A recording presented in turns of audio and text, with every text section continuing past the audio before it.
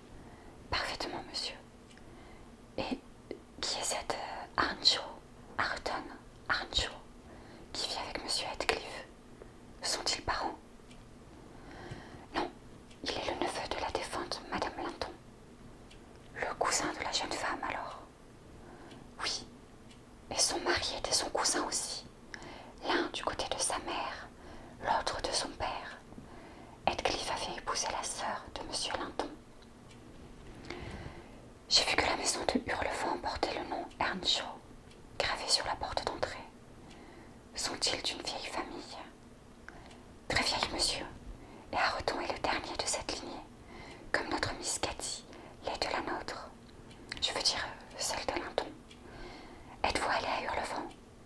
Je vous demande pardon de vous poser cette question, mais j'aimerais savoir comment elle va.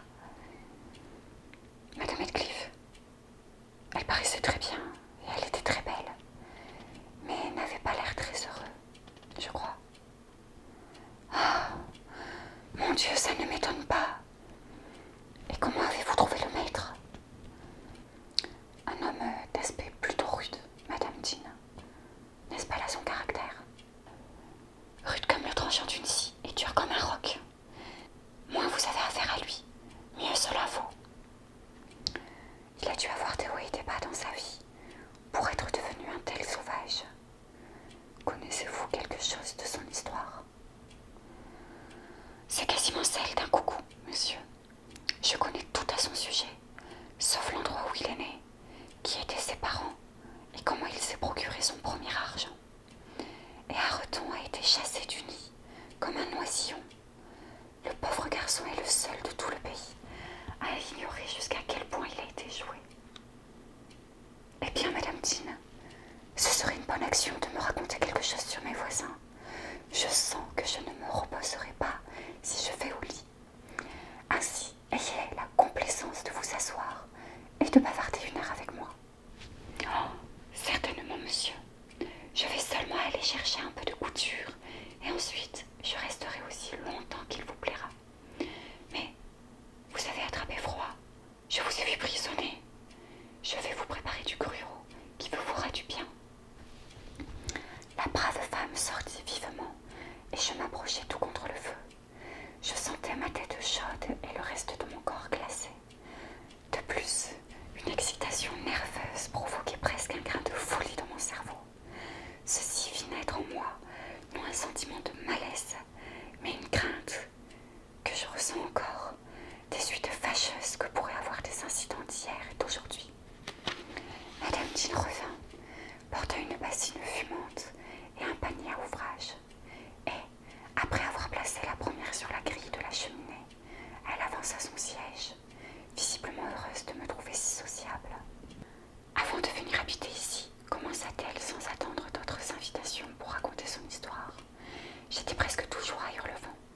Ma mère avait élevé M. Hindley Earnshaw, qui était le père de Hareton, et j'avais l'habitude de jouer avec les enfants. Je faisais aussi les commissions.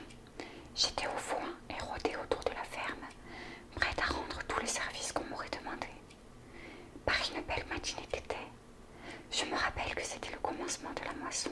M. Earnshaw, l'ancien maître, descendu en costume de voyage, et après avoir donné à Joseph le travail de la journée, il se tourna vers Hindley, Cathy et moi, car j'étais assise, prenant mon déjeuner avec eux. Et il dit à son fils: « Mon garçon, je pars pour Liverpool aujourd'hui. Que vais-je te rapporter? Tu peux choisir ce qui te fait envie, mais à condition que ce ne soit pas trop grand, car je vais aller et revenir à pied. 60 000 pour chaque voyage, cela fait une longue course. » Hindley choisit un violon. Il demanda alors à Miss Cathy ce qu'elle voulait. Elle avait à peine 6 ans, mais elle pouvait monter n'importe quel cheval de l'écurie, et elle réclama un fouet. Il ne m'oublia pas, car il avait bon cœur, tout en étant quelquefois assez sévère. Il me promit de me rapporter un sac plein de pommes et de poires, puis il embrassa ses enfants, nous dit au revoir et s'en alla. Le temps nous parut long, à tous, pendant ces 3 jours d'absence, et souvent la petite Cathy nous demanda quand il serait de retour. Madame Earnshaw comptait sur lui à l'heure du dîner, le 3e soir, et elle retarda le repas d'heure en heure.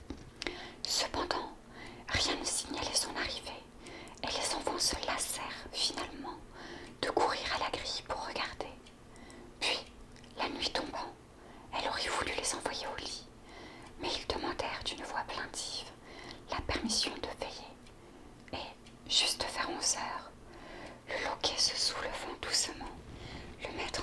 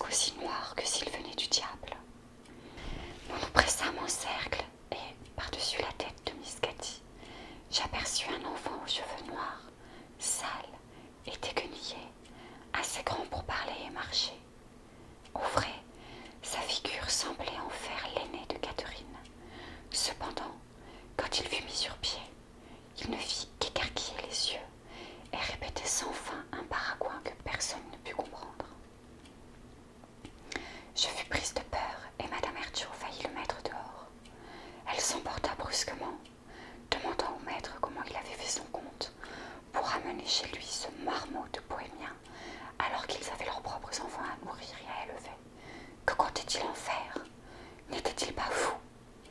Le maître essaya de s'expliquer, mais il était réellement à moitié mort de fatigue, et tout ce que je pus comprendre de cette histoire, entre les gronderies de sa femme, fut qu'il avait vu le gamin mourant de faim, sans gîte et tout, comme muet dans les rues de Liverpool.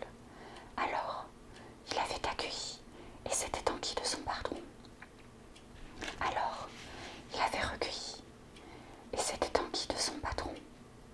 Pas une âme ne savait à qui il appartenait, nous disait-il, et comme son argent et son temps étaient limités, qu'il était résolu à ne pas le laisser où il l'avait trouvé, il avait pensé qu'il serait préférable de le ramener tout de suite à la maison, plutôt que de se lancer là-bas dans des dépenses inutiles.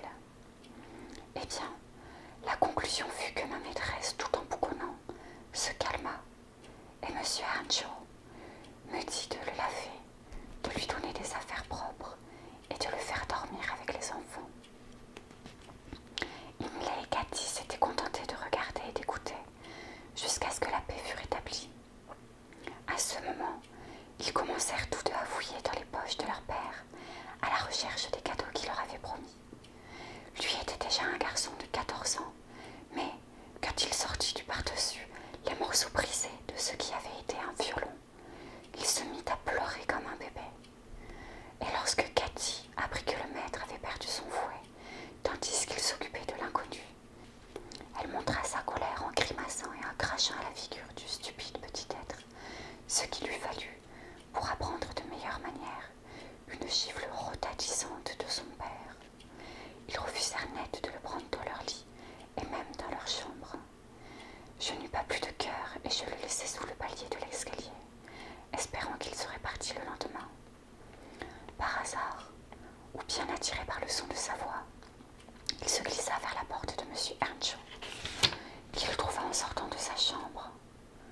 On rechercha comment il était arrivé là, et je dus faire des aveux, et, en punition de ma poltronnerie et de mes mauvais sentiments, je fus renvoyé de la maison. Telle fut la première introduction de Heathcliff dans la famille. Revenant quelques jours après, car je ne considérais pas mon bannissement comme définitif, j'appris qu'il avait baptisé Heathcliff. C'était le nom d'un de leurs enfants morts en bas âge, et il lui a servi depuis, à la fois comme nom de famille et comme prénom. Miss Cathy et lui étaient maintenant très bons amis, mais Hindley le détestait, et pour dire la vérité, je faisais de même. Nous le tourmentions et le traitions indignement, car je n'avais pas encore assez de raison pour comprendre mon injustice. Quant à la maîtresse, elle ne le défendait jamais lorsqu'elle le voyait mis à mal. Il paraissait un enfant triste, résigné, endurci sans doute au mauvais traitement. Il supportait les coups de Hindley sans broncher ni verser une larme, et mes pinceaux n'avaient d'autre résultat que de le faire retenir son souffle et ouvrir de grands yeux, comme si la douleur était accidentelle et que personne ne fût à blâmer. Cette attitude courageuse aggrava la fureur du vieux Earnshaw lorsqu'il s'aperçut que son fils persécutait le pauvre orphelin, comme il l'appelait. Il s'attacha à Heathcliff d'une façon extraordinaire, croyant tout ce qu'il lui entendait dire. L'autre d'ailleurs, ne parlant guère, ne s'écartait généralement pas de la vérité, et le cajolant bien, plus que Cathy, trop espiègle et trop capricieuse pour être sa préférée. Ainsi, dès les premiers jours, Heathcliff fit naître de mauvais sentiments dans la maison, et, à la mort de Madame Earnshaw, qui se produisit moins de 2 ans après, le jeune maître avait appris à considérer son père comme un tyran plutôt que comme un ami, et Heathcliff comme l'usurpateur d'une affection et de privilèges qui lui appartenaient. Il s'écria à force de ruminer ses idées d'injustice. Pendant quelque temps, je m'alliai avec lui, mais quand les enfants tombèrent malades de la rougeole, que je suis allée soigner et apprendre brusquement les responsabilités de femme, je changeai d'avis. Heathcliff fut dangereusement atteint, et tandis qu'il était au plus mal, il voulut m'avoir constamment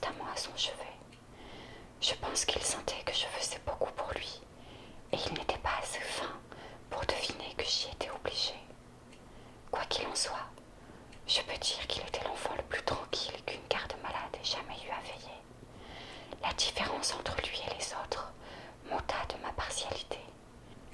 Cathy et son frère me fatiguaient terriblement, tandis qu'ils ne se plaignaient pas plus qu'un agneau. Il est vrai que ce fut sa dureté au mal, et non sa gentillesse, qui simplifia ma tâche. Il s'en tira. Le docteur affirma que cela m'était dû dans une grande mesure, et me loua de mes soins. Fier de ses compliments, je me rapprochai de l'être grâce auquel je les avais mérités, et ce fut ainsi que Hindley perdit son dernier appui. Cependant, je ne raffolais pas de Heathcliff, et me demandais souvent ce que mon maître admirait si fort en ce garçon morose, qui, jamais, à mon souvenir, ne le paya du moindre signe de gratitude en retour de ses bontés. Il n'était pas insolent envers son bienfaiteur, il était seulement insensible, et pourtant il connaissait parfaitement son pouvoir sur le cœur du maître, et savait qu'il lui suffisait de parler pour que toute la maison fût obligée de se plier à ses désirs. Par exemple, je me rappelle que M. Earnshaw, ayant acheté une paire de poulains à la foire de la paroisse, en donna un à chacun des garçons. Heathcliff prit le plus beau, mais peu après il le fit boiter et alla aussitôt le dire à Hindley. « Il faut que tu changes de cheval avec moi, je n'aime pas le mien, et si tu refuses, je raconterai à ton père que tu m'as donné des coups à 3 reprises cette semaine. Je lui montrerai même mon bras, qui est noir jusqu'à l'épaule. » Hindley lui tira la langue et lui donna une gifle. « Il faudrait mieux pour toi que tu le fasses tout de suite, insista Heathcliff, en se sauvant sur le porche. Ils étaient dans l'écurie.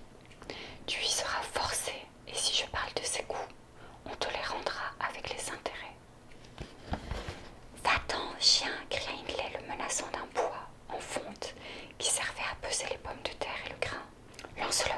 répondit Heathcliff, se tenant immobile. « Et alors je dirai que tu t'es vanté de me chasser aussitôt après la mort de ton père. Tu verras si ce n'est pas toi qui seras immédiatement chassé. » Hindley lança le bois, qui atteignit l'autre en pleine poitrine et le jeta par terre.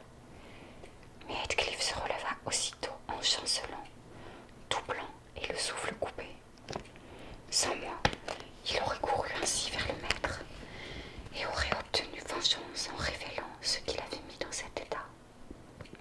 « Allez, prends mon cheval, espèce de bohémien, dit le jeune Earnshaw, et je vais faire des prières pour qu'il te casse le cou. Prends-le, et que le diable t'emporte, misérable vagabond. Tu peux flatter mon père pour le dépouiller de tout ce qu'il a. Seulement, montre-lui ensuite qui tu es, suppôt de Satan. Allez, prends cela avec. J'espère qu'il te brisera la tête d'une bonne ruade. » Heathcliff s'apprêtait à détacher le cheval pour le faire changer de boxe et passait derrière lui, lorsque Hindley termina sa phrase en le poussant sous les sabots de l'animal. Puis, sans regarder si ses espérances s'étaient réalisées, il se sauva aussi vite qu'il put. Je fus étonné de voir avec quel calme l'enfant se remit debout et continua de faire ce qu'il avait en tête, changeant les selles et tout le reste.